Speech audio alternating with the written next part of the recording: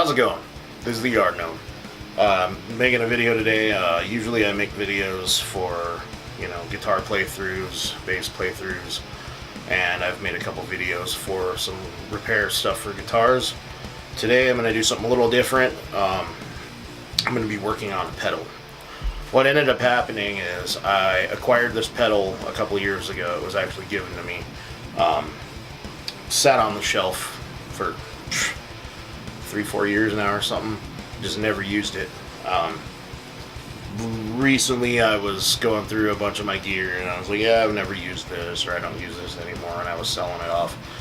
So when doing that, I noticed I had this pedal, decided to get rid of it because I honestly never used it. The pedal in question is an Ibanez Metal Screamer. I decided I don't use it. I never even plugged it in, so it was time to go.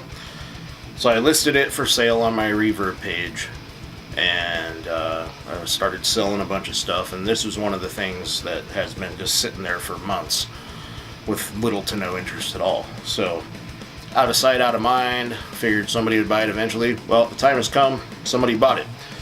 So one of the things I like to do, and I should probably get in a better habit of checking shit out before I list it and stuff. I took pictures when I listed it and everything, but I didn't check all of the inner workings. So one of the issues that I had was I plugged it in to try it and make sure it worked. Plugged it in, nothing happened. Okay, well, so then I go and I plug, obviously there's probably a dead battery. That's the first thought. So I plugged in a pedal power supply, and plugging that in, nothing happened. So that could mean one of two things. That could mean either the pedal power is not, working somewhere in here, or a lot of guitar pedals, especially ones that are kind of old, and this one's from the 90s, late 80s, early 90s. A lot of them require a battery to be housed in it in order for an auxiliary power to work. So I was like, okay, well, let's check out a battery and see what's going on. So open it up, and some awesome guy at some point shredded the connector that you would hook the battery to. So right now there is no actual way to power this pedal. It is effectively useless. So that being said, trying to sell something that kind of doesn't work is kind of a dick move, and it's also just going to cause a boatload of problems that I don't need. So I'd rather have the money instead of the problems. So what I'm going to do today is we are going to replace this frayed end of sanity that we have going on here. So shall we open her up?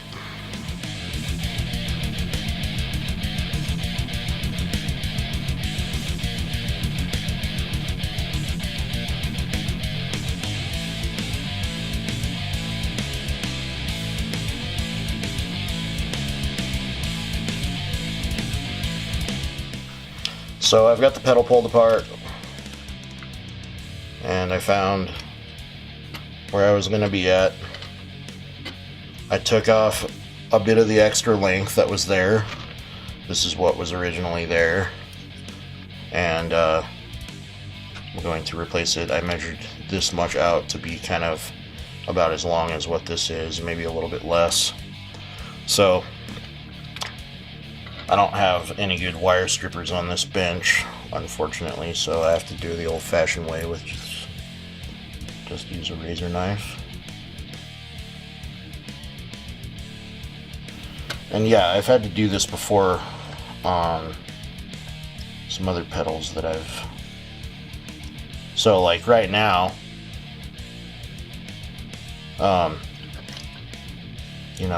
if I was to try to sell this pedal, which it's sold and it's not working correctly, I'd get dings on my account and all that, and Reverb would be tuning me out for failing to list the actual condition and, you know, trying to pull the wool over somebody's eyes.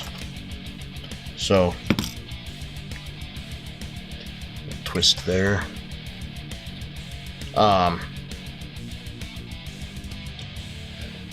Whereas there's pedals that I've purchased in the past that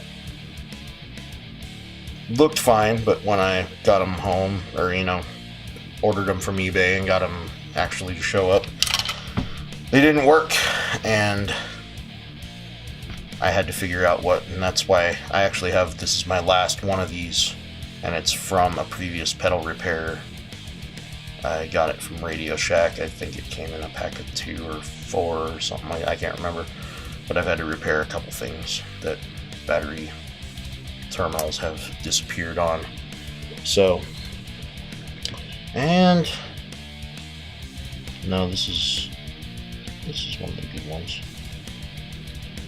I was thinking it might be one that came with an EMG set, but I think I'm wrong. I think this is one of the Radio Shack ones.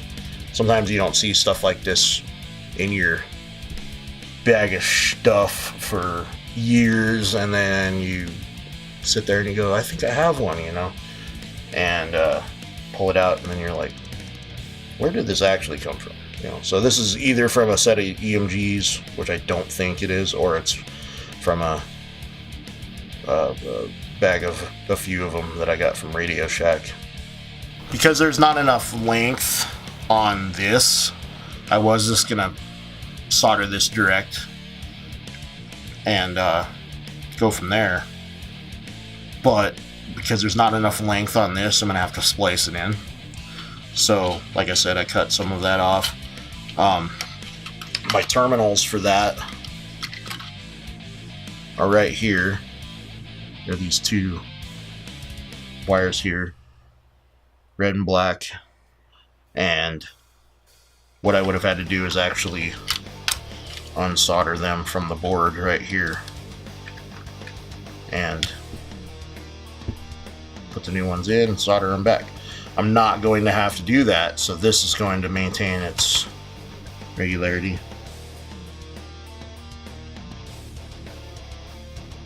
So a little bit there on the iron, let it nice and warm.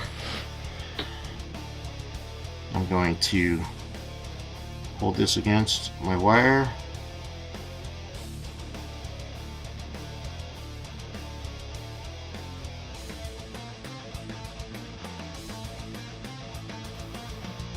So all I'm doing is getting a little solder on the connection now,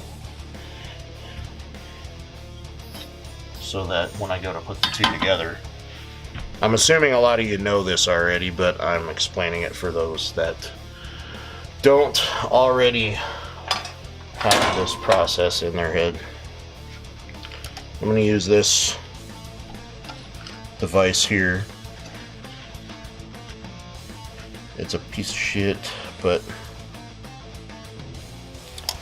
it sometimes works for what I need it to do. So all I'm going to do is kind of just clamp those in there. It's not even held tight. It's just literally holding on to it, so I don't have to hold that with my fingers. Okay, doing the same thing here.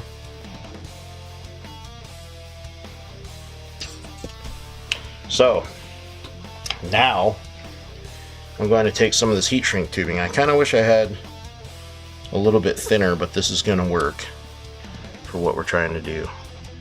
Apparently I'm almost out. Let me see that. That's a little thinner. That'll actually work. That'll work perfect, as long as I don't screw up and have to do it again. Okay, so this is the same stuff. It's just a little bit last remnant of the heat shrink tubing that I have. So I'm just going to cut it in half.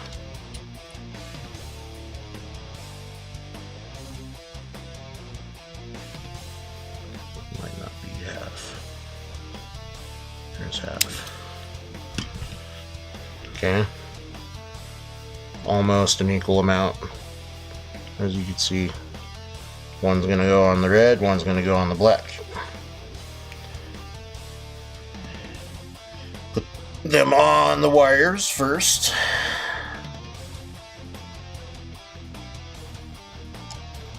I'm actually going to flip this bad boy around because I'm going to try to solder these lines together as so. Assuming we can see what's going on here. Okay. So what I'm going to do right now is add a bit extra on there. Not too much.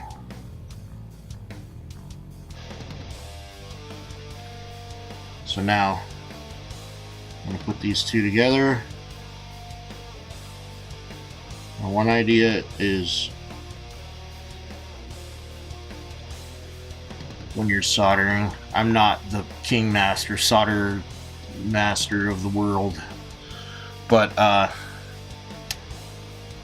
the solder flows in the direction of the heat, so that's why it's better to sometimes go below your path so it'll draw the solder towards, or you know, stuff like that.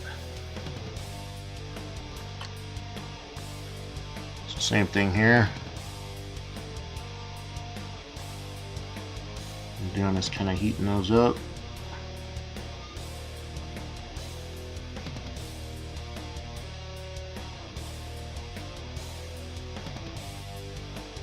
Okay. Now if anybody wants to critique what I'm doing, go right ahead. All I'm trying to do is get this pedal to work. I'm not trying to show that I'm the master technician for this in the world. So, bring the heat shrink down.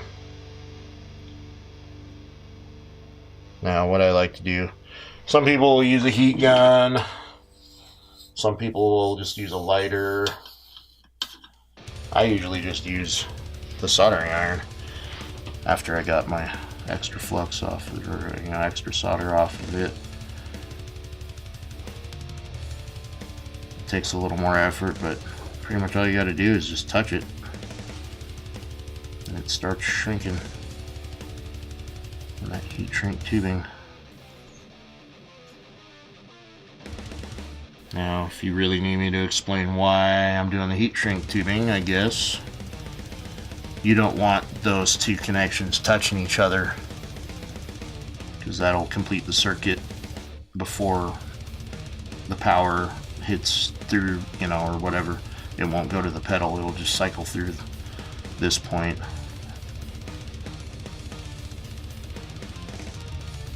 Which is not effective, not what we want.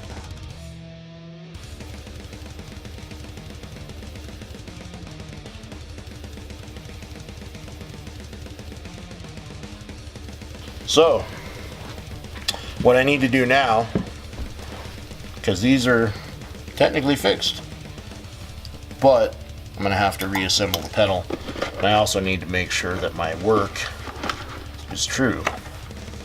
So what I'm going to do here is I got me some 9 volts, okay, standard 9 volt, plug it in. And then what I'm going to do is, before, I'm just going to set it on that. Before I button her all up again, I ran some cable. So I have a pedal cable, like a shorter cable.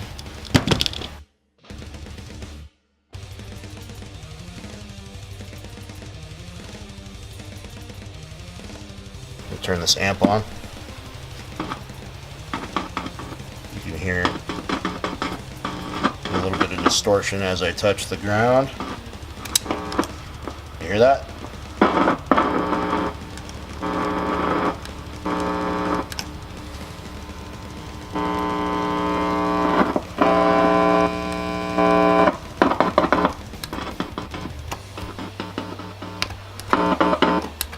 Seems to be working. a cheapy guitar, doesn't really matter.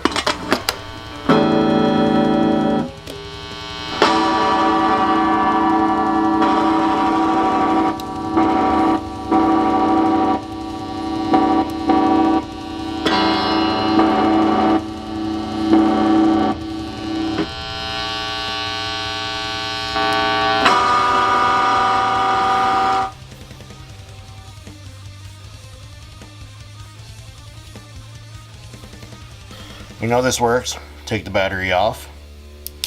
Now each pedal housing is going to be a little bit different. You'll have to finagle different ways. This one in particular is a little easier because in disconnecting this, I don't know how well we can see it in there. So right here where this foam is, it's actually kind of a big opening there that the foam is kind of just closing up a little bit. There's other pedals such as like Boss pedals where there's only like a little tiny hole, and what I would have had to do is actually run this from the compartment where the battery goes in the hole like so, and you know, then solder it to the board. In this case, this one's easy. All I literally have to do is push it through at the right angle, and voila, there's a battery connector in there.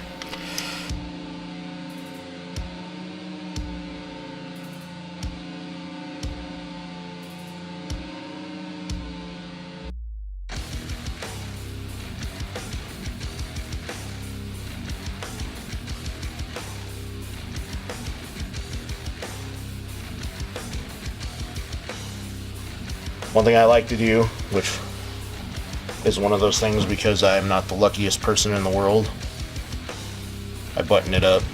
And sometimes I'll get done with my work and be like, yay, cool. So what I like to do is plug it all back in and double check that them connections I made are still working correctly.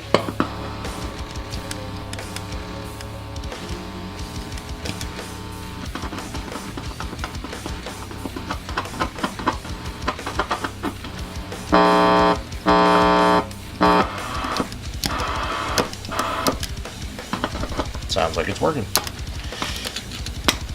Because if I didn't do that, if I didn't double check, my luck, I'd send it off to the guy and it would show up not working. And then I'd be dealing with a bunch of bullshit. So that is how you fix a 9-volt plug-in on a pedal.